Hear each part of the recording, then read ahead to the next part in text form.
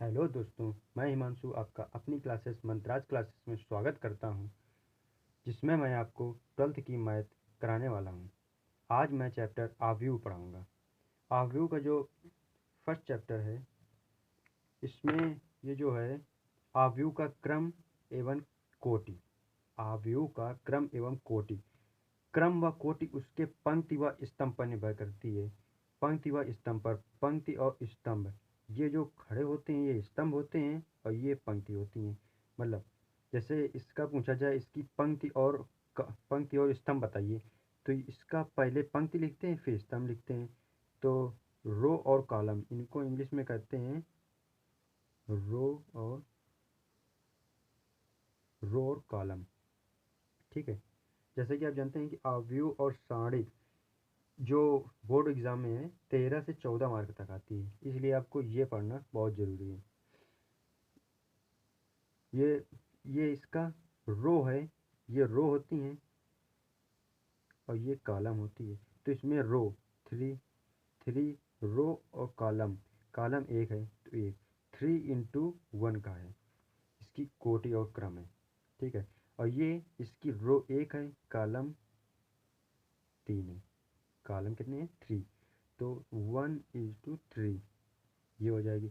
और इसकी 2 रो हो जाएंगी, 2 कॉलम हो जाएंगी। तो 2 × 2, ये 2 × 2 का बन जाएगा। इस प्रकार से इनका ज्ञात करते हैं। और इनके आव्यूह के प्रकार भी होते हैं। आव्यूह के टाइप्स ऑफ आव्यूह, टाइप्स ऑफ मैट्रिक्स। आव्यूह के प्रकार होते हैं, जैसे पहला दिया है आयताकार आव्यूह।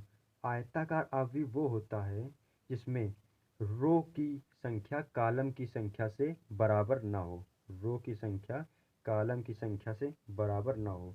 मतलब ये रो है और ये कॉलम है। रो 3 दिए हैं, रो 2 दिए हैं, कॉलम 3, मतलब इनकी संख्या बराबर न हो, वो होते हैं आयताकार आव्यूह। इनकी डिफिनीशन आप कॉपी में लिख सकते हैं, लिखते रहिए। एक होता है वर्ग आव्यूह। यदि आव्यूह में के पंक्ति और स्तंभ, यदि आव्यूह के पंक्ति और स्तंभ की संख्या बराबर हो, जैसे m बराबर n, रो को कहते हैं m और कॉलम को n मानते हैं। ठीक है। तो रो कितनी है? 2। कॉलम कितनी है? 2। ये हो गया वर्ग आव्यूह। रो कितनी है? 3। कॉलम 3। इस प्रकार से 3 × 3 का बना या 2 × 2 का बना, सॉरी। और इस प्रकार से ये वर्ग आव्यूह बन गया। और इससे कि आगे तीसरी डिफिनीशन आती है क्षैतिज आव्यूह। क्षैतिज आव्यूह, क्षैतिज आव्यूह,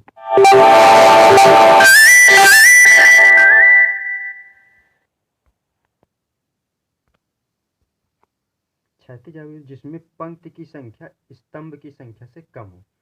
जिसमें पंक्ति की संख्या, ये मतलब रो की संख्या जो है स्तंभ की संख्या से कम हो। पंक्ति की संख्या स्तंभ की संख्या से कम हो। ये और ये 2 × 4 का है, तो इसमें ये पंक्ति हो गई, ये स्तंभ हो गए, कम है, तो ये होता है क्षैतिज आव्यूह। एक होता है ऊर्ध्वाधर आव्यूह। ऊर्ध्वाधर आव्यूह जिसमें से पंक्ति की संख्या स्तंभ की संख्या से अधिक होती है। पंक्ति की संख्या स्तंभ की संख्या से अधिक होती है। तो इसमें से ये पंक्ति हो गई और ये स्तंभ। पंक्ति हो गई 4, स्तंभ हो गए 2। ये हो गया ऊर्ध्वाधर आव्यूह, क्योंकि इसमें जो ये पंक्ति है स्तंभों की संख्या से ज़्यादा है। और आगे ये देखिए, आपके लिए क्वेश्चन लेके आया हूँ जो आगे मैंने दिए हैं, इसके बाद कराऊंगा। और कुछ डिफिनीशन है। स्तंभ आव्यूह। स्तंभ आव्यूह, स्तंभ आव्यूह किसी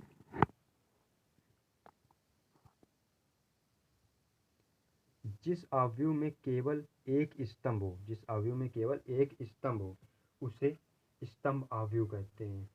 इसमें केवल एक स्तंभ है। स्तंभ और रो तो दिया है, मतलब इसमें स्तंभ एक है, ये एक ही दिया है, तो ये स्तंभ आव्यूह हो गया। एक होता है पंक्त आव्यूह। पंक्त आव्यूह जिसमें एक पंक्ति हो, कॉलम चाहे जितने हो, स्तंभ चाहे जितने हो, पंक्ति एक होनी चाहिए। ठीक है। एक होती है रिक्त, रिक्त कहा जाए रिक्त अवयव या शून्य अवयव। रिक्त अवयव जिसमें जिस अवयव के प्रत्येक तत्व शून्य हो, जिस अवयव के प्रत्येक तत्व शून्य हो, जैसे ये दिया है, इस अवयव के प्रत्येक तत्व शून्य है। अब चाहे जिस प्रकार से बने। एक होती है इकाई या तत्सम अवयव। इकाई या तत्सम अवयव जिस वर्ग अवयव में मुख्य विकर्ण के सभी तत्व एक हों। जिस वर्ग अवयव में, देखो इस इकाई और तत्सम अवयव होने के लिए ये वर्ग अवयव होना जरूरी है। वर्ग अवयव होना, और जिस वर्ग अवयव में मुख्य विकर्ण दिया है। विकर्ण क्या होते हैं, ये दिया है विकर्ण ये है। मुख्य विकर्ण के सभी तत्व वन हो, तो ये वन वन वन दिया है, तो ये हो गया तत्सम या इकाई अवयव। एक होता है अदिश अवयव। अदिश अवयव के, देखो इकाई में वन वन हो गया और अदिश अवयव दिया है, तो इससे जरूरी नहीं है कि क्या है, लेकिन इसमें जो विकर्ण की संख्या है ये तीनों बराबर होनी चाहिए। इस प्रकार से चाहे दो दो कर दो, इसलिए दो दो, वन वन, इसको भी कह सकते हैं। ठीक है। विकर्ण अवयव, विकर्ण अवयव यदि कह दे विकर्ण अवयव ही केवल चाहिए, तो विकर्ण अवयव में कोई बराबर की संख्या जरूरी नहीं है। बराबर भी हो तो इनको सभी को विकर्ण की कहा जा सकता है, लेकिन इसको नहीं कहा सकता। इनको विकर्ण की संख्या कही जा सकती है। ये मेरे को दिया है। अवयव की समानता, ये बहुत इंपॉर्टेंट है। अवयव की समानता एवं उसकी परिभाषा। यदि दिया है, मान लो इनको ए बराबर A B C D, B बराबर 1 2 3 4, सी बराबर पी क्यू आर एस दिया है, सिलेक्ट करना है। और यदि कंडीशन है इसके बाद, पहली, यदि ए बराबर बी, बी बराबर ए, यदि ए बराबर है बी के और बी बराबर है ए के, तो इसको कहेंगे हम सममित या सिमेट्रिक। इंग्लिश में सिमेट्रिक होगा और हिंदी में सममित। और यदि ए बराबर ए, मतलब ए खुद के बराबर है, या बी बराबर, या कह दिया जाए बी बराबर बी या सी बराबर सी, इनको हम कहेंगे स्वतुल्य या रेफ्लेक्सिविटी, इनको हम कहेंगे। यह कह दिया जाए ए बराबर बी, मतलब ए बी के बराबर है, बी सी के बराबर है, सी ए के बराबर है, इस प्रकार से दिया है, तीनों एक दूसरे के बराबर हैं, तो इनको हम कह सकते हैं संक्रामकता या ट्रांसिटिविटी, इस प्रकार से। आइए और आप कुछ क्वेश्चन करते हैं। इसकी मैं पीडीएफ दे दूंगा। कुछ एग्जाम्पल हैं, जैसे ये दिया है। इसका पूछा है अवयव की कोटि। कोटि क्या है, हमने कहा था रो, ये रो होती हैं, और ये रो, ये कॉलम, ये रो एंड यो कॉलम। कोटि पूछा है, कोटि ये दिया है, पहले रो 1 2 3 3 इंटू कॉलम 1 2 3 4 4, इसकी कोटि हो गई 3:4। उनमें अवयव जैसे पूछा जाए A21, मतलब दूसरी रो पहला कॉलम। यदि दिया है A21, ये जो 2 होता है ये रो होती है, और ये पहली, ये रो ROW रो, और इसको कहेंगे कॉलम, इसको कॉलम, दूसरे वाले को। दूसरी रो और पहली कॉलम, तो दूसरी रो इसमें जोड़ो, दूसरी रो ये हो गई और पहली कॉलम ये हो गई। दूसरी रो और पहली कॉलम, इसमें जो कॉमन संख्या है ये 1 निकल कर आएगी, इसका आंसर हो जाएगा 1। तीसरी रो पहली कॉलम, तीसरी रो पहली कॉलम, तीसरी रो ये हो गई और पहली कॉलम ये, तो इसमें √3 निकल कर आएगा, तो √3 लिख देंगे। तीसरी रो चौथी कॉलम, तीसरी रो कौन सी है, ये चौथी कॉलम ये, तो इसमें कॉमन 1 आएगा, तो इसमें भी 1 लिख देंगे। इस प्रकार से क्वेश्चन है, बहुत ही आसान है। जैसे कि दिया है अवयवों की संख्या, अवयवों की संख्या ज्ञात करने के लिए 1 2 3 4, इसमें 4 दिया है, और 1 2 3 3, तो 4 × 3 12, तो इसका आंसर आएगा अवयवों की संख्या 12 आ जाएगी। ये आप लोगों को समझ में आ गया होगा। दूसरा क्वेश्चन दिया है 2a + b a - 2b और 5c - d 4c - 3d और बराबर में दिया है, बीच में बराबर है 4 3 4 - 3 11 12। इसमें से ए बी सी डी के मान निकालना है। ए बी सी डी के मान निकालना है। ए बी सी डी के मान निकालने के लिए सबसे पहले हम करेंगे समीकरण बनाएंगे। समीकरण बनाने के लिए 2a + b = ये इसके बराबर होगा, ये इसके बराबर होगा, ये इसके बराबर होगा, ये इसके बराबर, इस प्रकार से करेंगे। ऐसे ही देखेंगे 2a + b = 4 आएगा और a - 2b = -3 आएगा। 2 का इसमें गुणा करा देते हैं तो आ जाएगा 4 समीकरण 1 समीकरण 2। ठीक है, 2 का इसमें गुणा कराते हैं तो 2a + 2b = 4 × 8 और इसमें 1 का कराते हैं। a - 2b = आप लोग समीकरण हल कर लेते होंगे, इसको काटते हैं 4 8 5 a = 5 में 3 गया 5, 8 में 3 गया 5, a = कितना निकल आया 1 आया। इसी प्रकार से जिसमें c और d दिया है, c और d दिया है तो 5c - d 5c और -d = 11 4c - 3d = 24। ये समीकरण 3 हो गया, ये समीकरण 4 हो गया। इनको आप हल करके हमें आप कमेंट में आंसर दे सकते हैं, मैं नहीं हल करूँगा।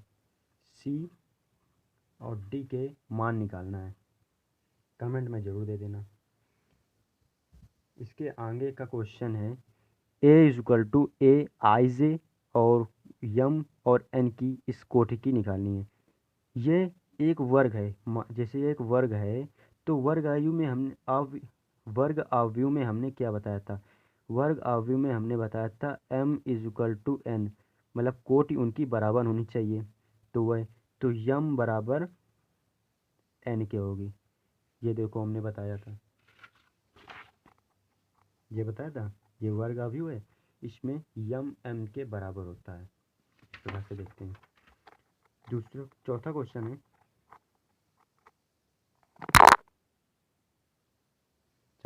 है, कि यदि किसी अवयव में 24 अवयव हैं, कितने अवयव हैं 24 अवयव हैं, तो इसकी संभव कोटियाँ कितनी होंगी।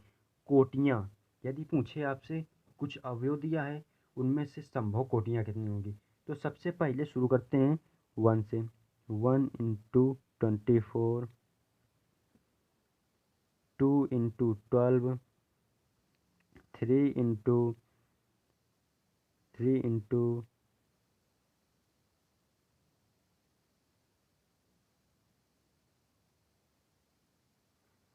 3 × 8 4 ×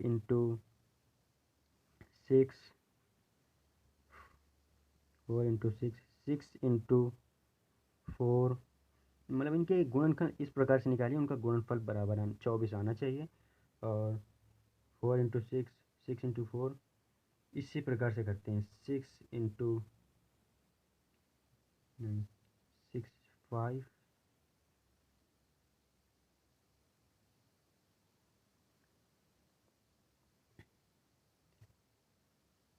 1 × 24 2 24 2 12 3 8 और 4 × 6 6 × 4 6 जो देखो 1 × 24 को 1 24 कह सकते हैं। 12 दूनी 24 8 त्रिक 24 6 चौको 24 और इस प्रकार उल्टा कर देते हैं। 6 चौको 24 फिर उल्टा कर देंगे। 8 × 3 8 त्रिक 24 8 त्रिक 24 12 गुणते 2 12 दूनी 24 24 गुणते 1 ये होती हैं। इनमें क्रॉस नहीं लगाएंगे तो इनको हम कैसे लिख सकते हैं 1, 24 2 12 3 8 4 6 6 4 8 3 12 2 24 1 ये कोटियाँ हो जाएंगी।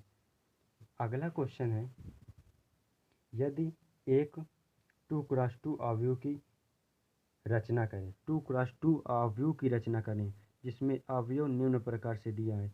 2x2 की रचना करना है इस प्रकार से, जिसमें से 2 रो हों और 2 कॉलम होने चाहिए। 2 रो और 2 कॉलम होने चाहिए। इनमें हम सबसे पहले लिख सकते हैं A1 1, आई की जगह 1, जे की जगह 1। आई और जे की जगह 1 रखेंगे। 1 1 2, 2 का वर्ग 4, 4/2 इजकल टू 2, मतलब 1 1 की जगह में आ जाएगा 2। A1 2 इजकल टू 1, आई की जगह 1, 2/2, इसको वर्ग करेंगे 9/2, 9/2 लिख सकते हैं। A21 इसका भी 9/2 हो जाएगा, 9/2 हो जाएगा। A22 निकालना है, 2 2 4, 4 का स्क्वायर 16/2 आया 8, ये 8 लिख सकते हैं। ये हो गया आपका आंसर। सो आई होप आप लोगों को अच्छी लगी होगी, इसलिए आप लाइक कर सकते हैं, कमेंट कर सकते हैं। जो क्वेश्चन इसमें ना आए वो हमें कमेंट में लिख कर दे सकते हैं। कुछ आप लोगों को मैं मैथ अपनी किताब से करना, जो ना आए आप उसको भी कमेंट में लिख सकते हैं एंड शेयर कर देना। धन्यवाद।